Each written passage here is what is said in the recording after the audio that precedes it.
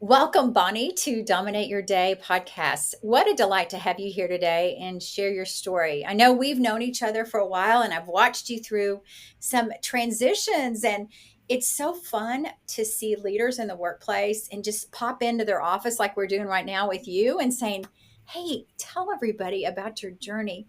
Because I think there's a lot of leaders out there right now, Bonnie, that might be contemplating a move or they've already kind of made a move, but they're not sure. And so I'd love for them to hear about your journey. You're now senior vice president of Andrews Distributing. So, but you didn't start there. So let's go back and tell our listeners a little bit about your story. Yeah, I would love to. And thank you. It's so delightful to be here with you today. I remember, like, before I tell you about me, Uh-oh. everybody, Dana was one of my early mentors at Southwest. We were doing a video on some topic, and she was teaching me all about the production. And I was like, I cannot believe this much goes into it. And it was just so fun. And then from then on out, you were always a great leader and resource and mentor to me. So I've always appreciated that about you. So. Thank you. Thank you. And I think it's funny because I think it was on decision making, which is Oh, funny. it was, wasn't it? How fun. And such good videoing. And I remember the director being so fun and interesting. And Yes, it was it good. was fun. Yeah. It was a good project. Yeah. So you've had a journey, haven't you? I mean, I've had a yeah. great journey. Yeah, I can't complain about my journey at all. So I started off out of school, out of college, and I went right into consulting work, which was just fun because you learn how to be agile, you learn how to learn on the fly, provide good customer service. And I think we were doing training and end user support for SAP kinds of projects. And so like it was just coming into the Americas, and it was super interesting. And I went to California and all over the country. And so it really kind of got me out of my little Texas roots to kind of see the country, which was really awesome. And then from there, you're as a consultant, you're on the road all the time. And so I was early married, and it was like, if we're going to, live in the same house for a little while, we probably need to find one destination. So we moved to Dallas, and finally had to leave consulting. But from there, I started to, kind of get into the corporate world, if you will. So I was with IBM as a consultant, and I transitioned to working in their software business. And by that time, I had been doing training and development for probably 5 years or so, 4 or 5 years. And so I transitioned into kind of a different part of training, but still kind of a training world. And then from IBM, I left and I went to Capital One, and I did sales training. So I headed up some sales training work, and then I built a corporate university kind of for the Plano office. That was fun. And then from there, I was actually recruited to come to Southwest. So Julie Weber reached out and said, "Hey, we've got this high potential leadership development program. Are you interested?" And I was like, I don't know. I was living in Frisco. That's a long way to drive. And, you probably don't pay as much as Capital One. And my best friend said, "That's crazy. Southwest Airlines, you got to go talk to them." So I did. And I fell in love with the people and had a wonderful career at Southwest. I was in training and development, but I had a chance probably 4 or 5 years in to step into some talent development work, which I really love. So I love people. I love being a leader. I love people. I love seeing people thrive and grow and find their best seat and really bring their best every day. And so loved the work that I did at Southwest. And then, as you know, I left in 2020. I really had to make a hard decision. So Southwest is awesome. And so lots of awesome people. We were all about the same age. We were all about the same level. And so if I was going to grow in my career, I needed to probably go somewhere else. I thought I'll probably have one more jump in me. So I took a big gamble, and I said, I've been in this part of HR talent for a while. I'd like to try my hand at full scale kind of HR.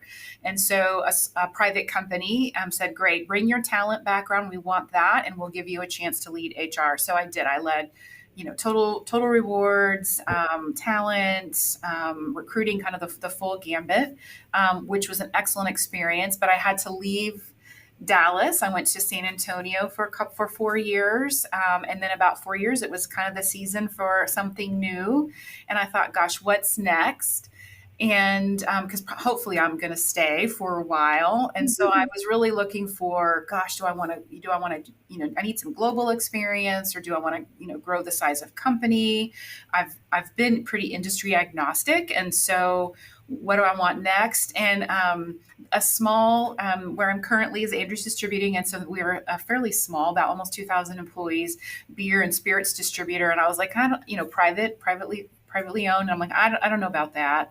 But it was like the Southwest story. I started meeting with the people and I was like, oh, I like you. I like you a lot. You're fun. And your culture reminds me so much of kind of a young Southwest, very caring people. And so I thought, you know what, I want to go have fun for a little while. Not that other jobs weren't fun, but I just want to go have fun for a little while.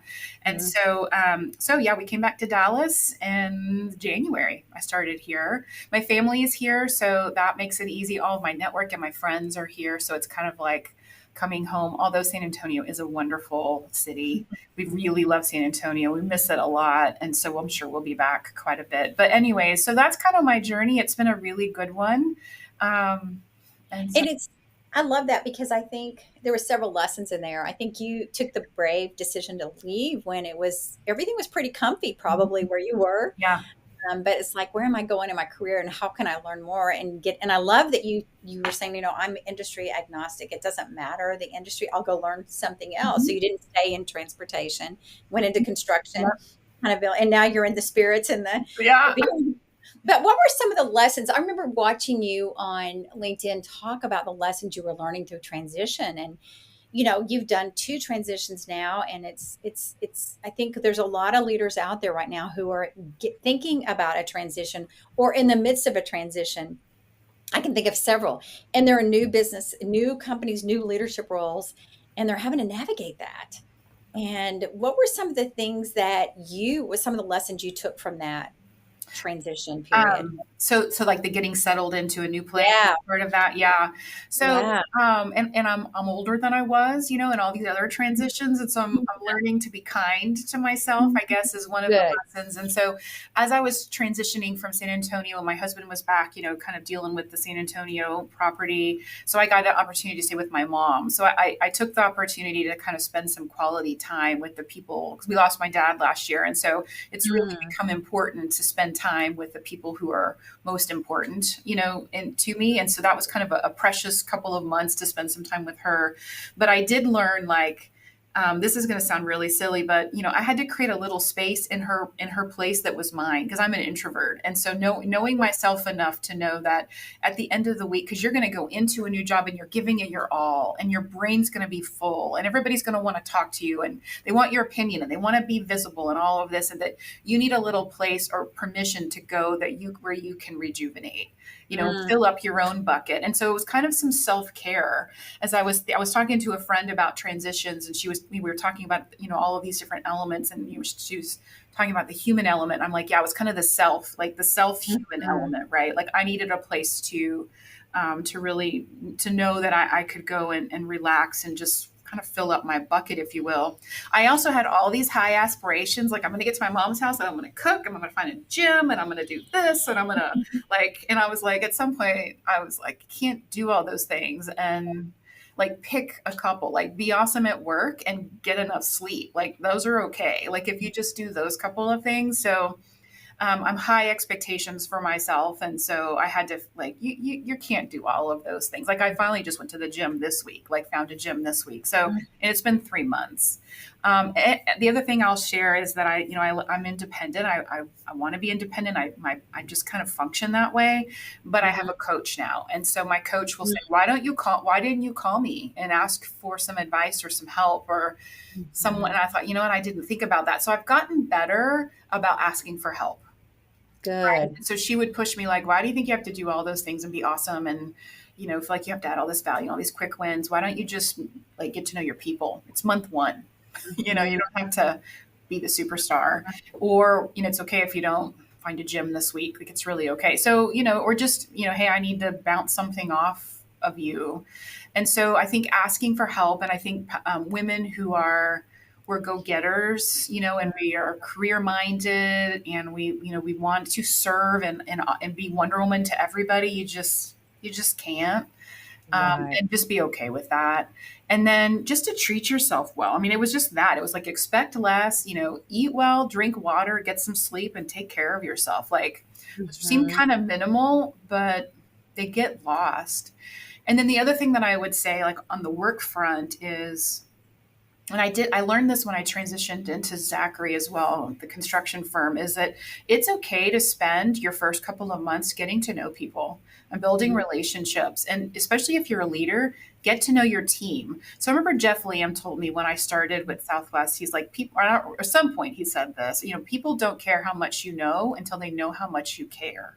And so Mhm. building relationships, whether it's peer, with your leader or your team, like build relationships, make that investment because then it will help ease whatever other decisions come down the road, so you've already got those relationships. So I know that we're encouraged so much, when you're starting a new job as a new executive, you have to have quick wins and all this stuff. And I'm like, sure, you have to have some of those things, but probably more than anything, you need to know who you're working for, and you need to really have good relationships. So those would be my bits of advice.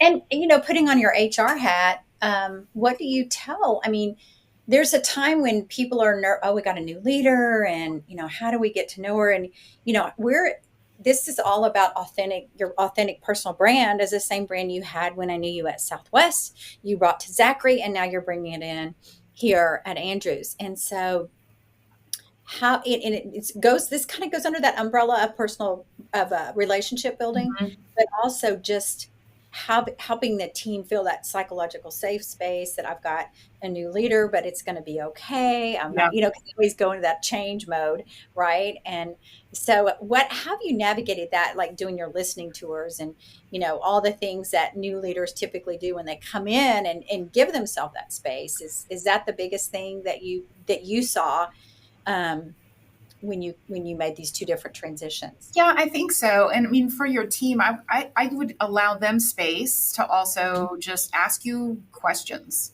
like Yeah. allow them time to get to know you as well, because they're going to be nervous, right? They don't know Mhm. what to expect.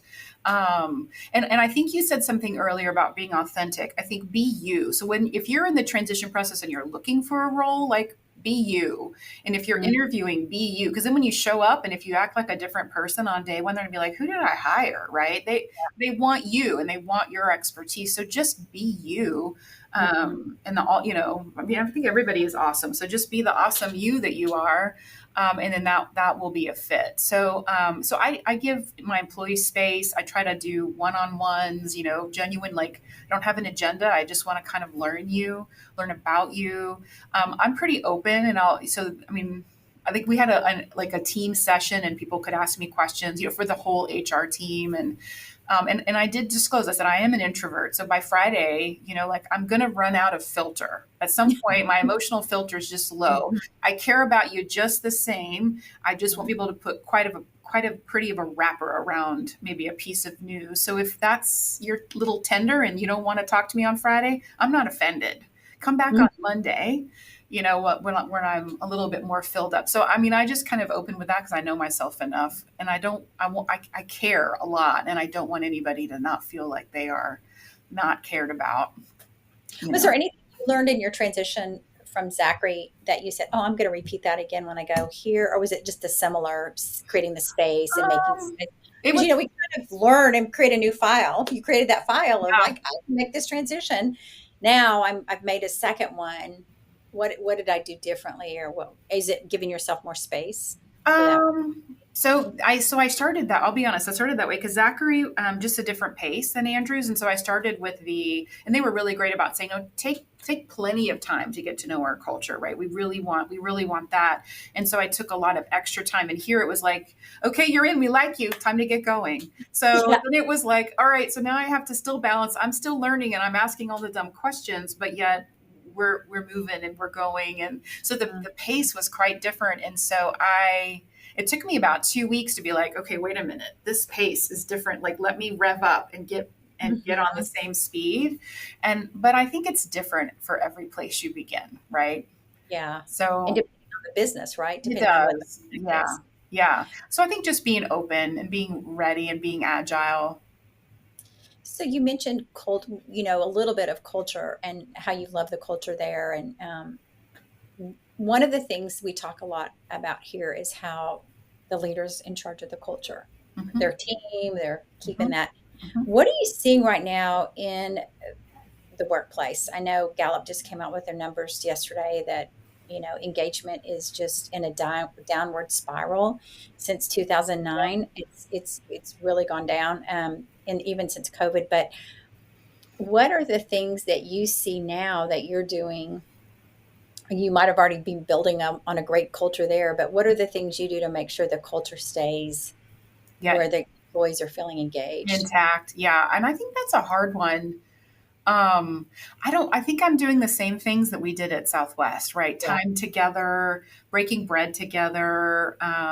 We're going to up our investment in recognition because I've learned because of course I participated in awesome recognition at Southwest, and then I Mhm. led recognition.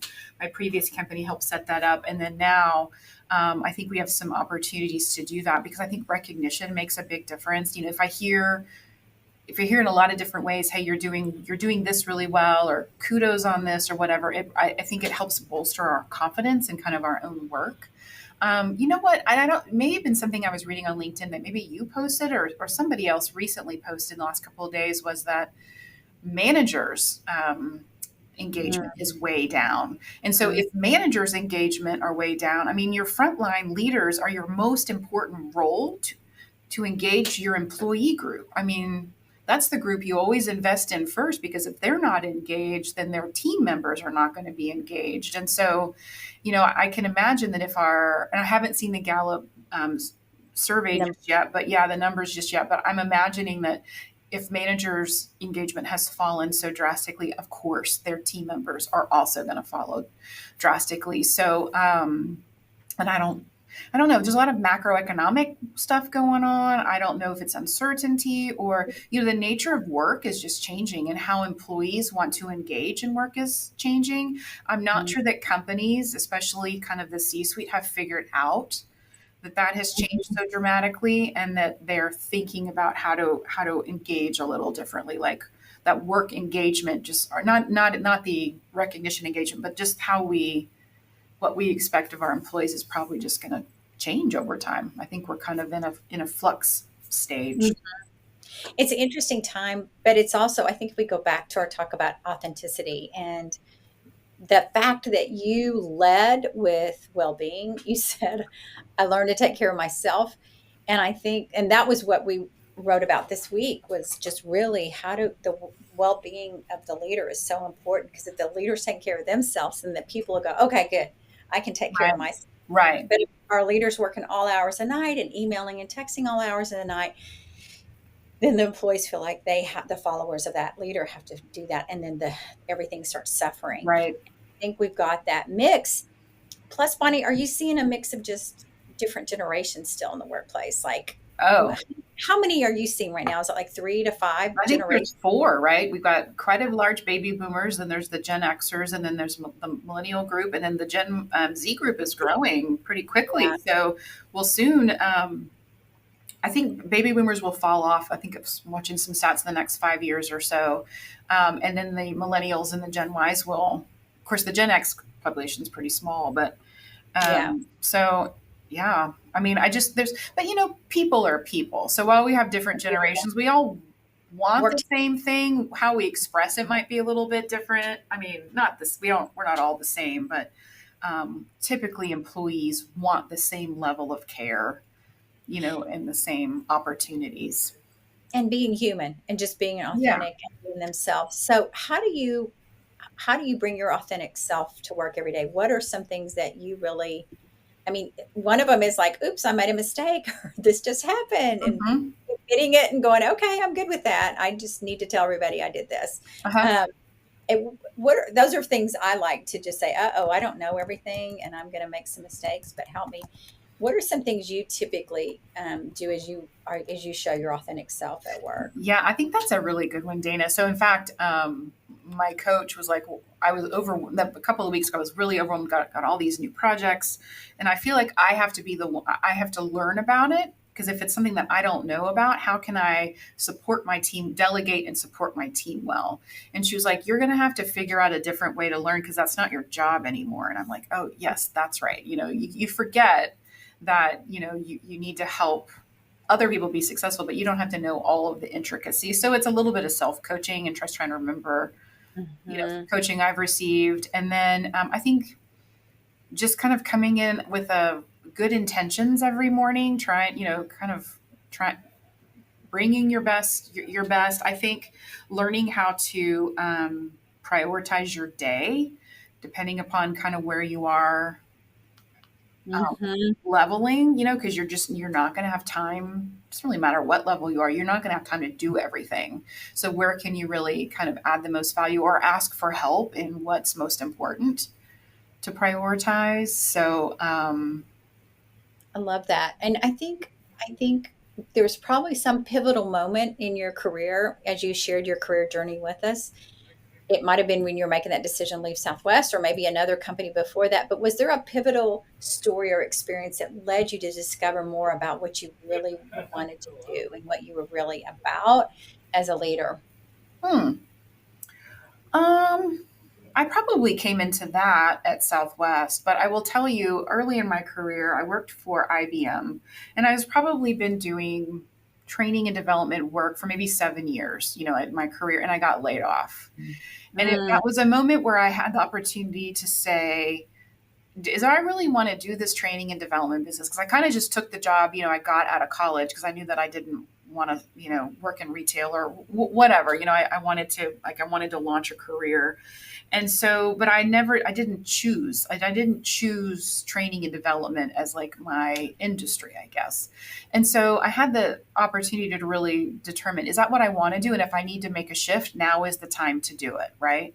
And so I decided I'm going to stay because I like people and I like seeing people learn, and I like seeing kind of the light bulb moments go off, and I like seeing them be successful. So I don't think I knew then quite what that meant down the road, but I remember that being a very pivotal moment. I had a good conversation with, she's actually my coach now, but back in, I don't even know what year that was, early 2000s probably, about making making a very pointed choice. And then I remember getting into team leadership and thinking, I just like seeing these people succeed and I like helping them. I don't necessarily feel like I need to do all the work in order to feel really great. I just want to help them shine. And mhm, that's where I kind of started to figure that out. Is that mm. I liked helping other people, kind of rise up and shine. That I didn't feel like it had to be me. I love that, and it's like, I just wanna be that guide along the journey with these Yeah, leaders as yeah, they're making things happen and help them be their authentic self. yeah. You mentioned this coach that you've had, and you said, did you Mhm, have her way back when? Did you mhm, or mhm, yeah. So there's been people in your life around you, mhm. and I think that's one thing we didn't touch on that I love to talk about is, who are the people at your virtual roundtable that you've had that, "Oh, I'm thinking about this job," and it might be a coach or it might Yeah. be another mentor. Tell me a little bit about people in your life that have helped you kinda get to that next, because we can't do it alone, No, we right? can't It's do it alone. Yeah, you're right. And so I don't. My table is small because I am an introvert, so I just have a couple of people. But that's but okay. I, but I've always come back to my coach, who at the time was kind of my outplacement coach, and then she's in the area and she stayed around, and she's just always been a gem. And so, and then my best friend, so Mm, who I met early in my career at Capital One, and so who she's now a coach, but we did similar work, and so she would be kind of my brainstorming buddy, or I'm thinking about doing this, or she'll say, Bonnie, you're crazy. You definitely need to go talk to Southwest, mhm, and so she's always been very inspirational. Tara is her name. And then my husband and I have been together for a long time. And so he's my biggest cheerleader. So sometimes I'll say, I don't think I can figure this out. I can't do this, or it's too big. And he goes, that's crazy. You can do it. Here's where mm, I've seen you succeed. We've been together since we were in college. So we grew up together. So he's seen all the different phases of doing great, not doing so great. And so it's always good to have, doesn't have to be a partner, but just a cheerleader. I think everybody needs a cheerleader who can say, no, I see you and you can do this. I mm. believe in you. And then I'm really close with my parents. But I was thinking, the other day about the women in my life. So we're a pretty small family, and I've have my mom and my aunt and my grandmother were all kind of career people. So my grandmother was a banker, and my Wow. aunt was in the school system, but she also was a grant writer and kind of had several of her own businesses. My dad was an awesome influence, but as I think about, and then my great grandmother, who like she was a teacher and a business owner, one of the first young women to go to school, go to college, graduate college in Oklahoma. Like, so I've just had these really strong women in my life, always to kind of look up to and say, well, they did it. They Mhm. figured it out. They were a single mom and still had 5 businesses and blah, blah, just whatever. And so always had kind of some really good role models, to look up to. So real blessed that way. Um, That's, and it's funny because when you said that, I was like, yeah, you think about, who's on your apples on your tree, your uh-huh. family, and what are all their careers, and you usually find that you're doing something that from some of one Yeah. of them. Isn't that And fun? one Yeah. of the, I took it a step further one time, and I had to write down what I liked about each of these relatives that have been around me, and what skill or what trait they had Yeah. that I wanted. And I think as a child, I was watching those, but I Yeah. didn't know it till I was much older and brought that into my career. Yeah. So you mentioned several times you're introvert, and I love that. I was talking to a leader a couple of weeks ago, and she's big introvert, big leader, but she started networking groups in her organization. I said, "How funny that you are an introvert, but you started these networking groups." And she goes, "Yes, because I do good one on one." And Uh-huh. she's made a huge movement. And so I her love message it. is like, "Yes, we can do that, even as introverts. Yeah. It's just connecting and being on the lookout